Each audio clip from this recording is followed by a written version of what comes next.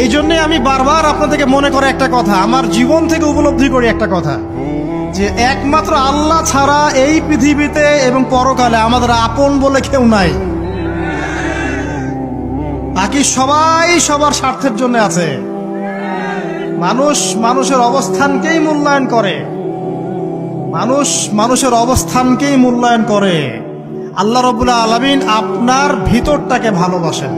দেখেন, আপনি যখন নামাজ পড়েন নাই, আল্লাহ পাক কিন্তু আপনাকে ধ্বংস করে দেন নাই। আল্লাহ পরম করুণাময় আপনাকে হেদায়েত দিয়ে নামাজি বানিয়ে দিয়েছেন। জীবনে অনেক পাপ করেছেন, ইনস্ট্যান্ট আল্লাহ পাক শাস্তি দিতে পারতেন, আল্লাহ পাক দেন নাই। আল্লাহ আপনাকে ভালোবাসেন, আল্লাহ আমাকে ভালোবাসেন। আল্লাহ পাকের এই ভালোবাসার ঋণটা শোধ করার জন্য হলেও নামাজি হয়ে যান,